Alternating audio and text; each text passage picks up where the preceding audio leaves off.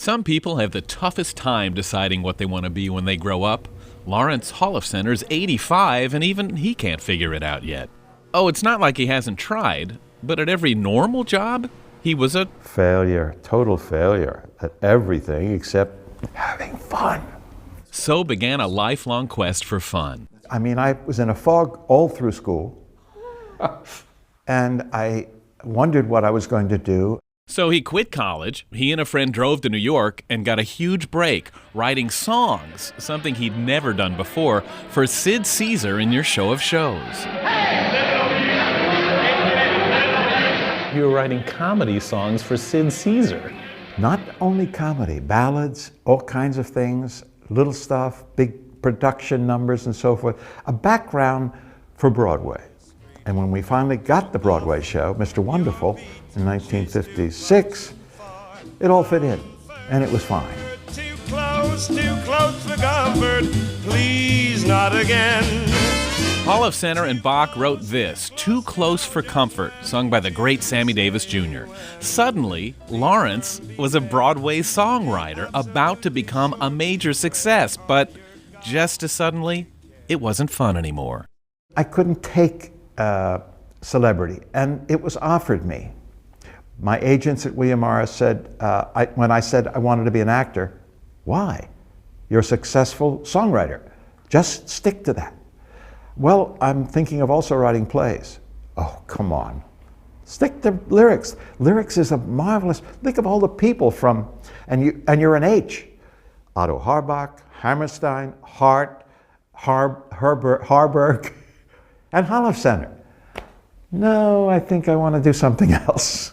So he became an actor. Why not? You know how nobody makes their debut on Broadway? He did in Stop the World, I Want to Get Off. He starred with Carol Channing in Hello, Dolly, later with Ginger Rogers. And what became of Jerry Bach? Well, he became a superstar, writing the music for Fiddler on the Roof, a show that Lawrence later starred in. All day long I'd be if I were a wealthy man. Acting was okay, but he wanted to try other things. His philosophy, once again, why not? And that's where it's the way it's been. So he became a playwright. He booked guests on The Merv Griffin Show, and he delighted in being the one who discovered the comedy team of Jerry Stiller and Ann Mira. You liked us enough to get us booked on the Merv Griffin daytime show. Yes. Once again, Holofcener was a success, against all reason. You had no experience writing songs, and you became a songwriter. You had no experience acting, and you became a Broadway actor. You had never written a play, and you became a Broadway playwright. Yeah. I have no idea how you got into sculpting. That's a funny story, but never mind. Actually, it defines his spirit best of all. One day, he decided to give sculpting a try. Why not? So he went to an art museum. And I said to the lady at the desk, "You have any clay that I could buy and some sculpting tools?" She grabbed my hand. She said, "You're a sculptor. A sculptor has gone to North Carolina, and we start classes on Tuesday. Could you teach our sculpting classes?" Why not? Sure. I mean, and that's how it started. You're a fraud. Total. And when I taught my classes, what did I teach? Nothing. I had 15 people sitting around with blobs of clay, and I said, now we're all going to do busts. That's all I knew how to do. And we did the busts, and I said the blobs of clay, and I would walk around and I'd say, that's wonderful. This is marvelous. That's great. This is a wonderful thing you're doing. And they look at me with this, what? It's just a blob. What? And that's how I taught. I never said anything even remotely negative, even remotely critical. Everything was wonderful and beautiful. And that was followed by yet another chance to say, why not? The director of the museum came to me and said, "When are we going to have a show of yours, Larry?" What?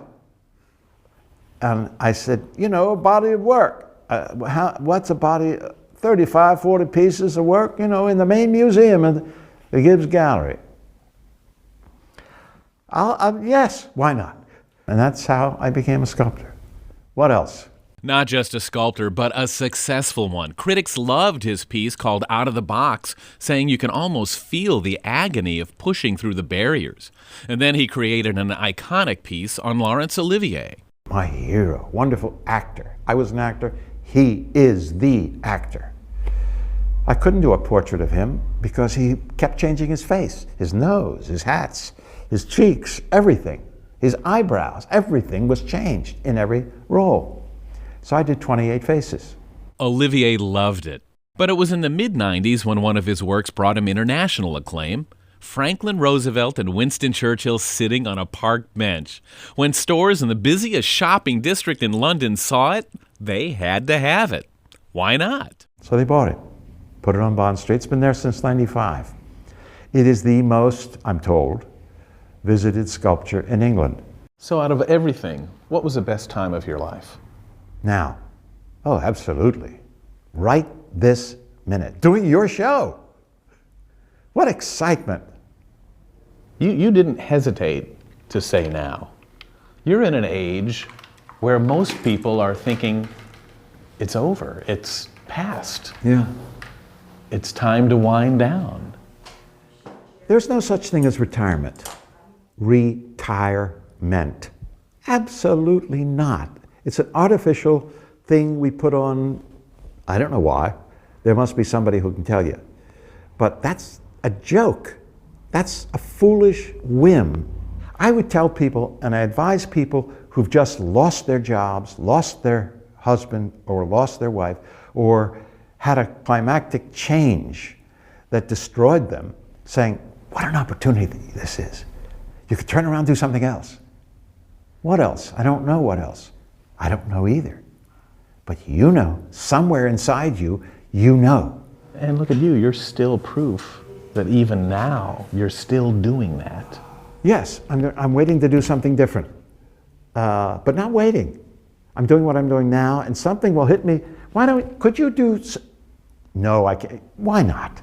His wish is that the next time opportunity comes your way, that you'll think of Lawrence Holofcener and say, why not? Yeah, that's what life's about. Yeah. I'm lucky to be here. Thanks, Bill.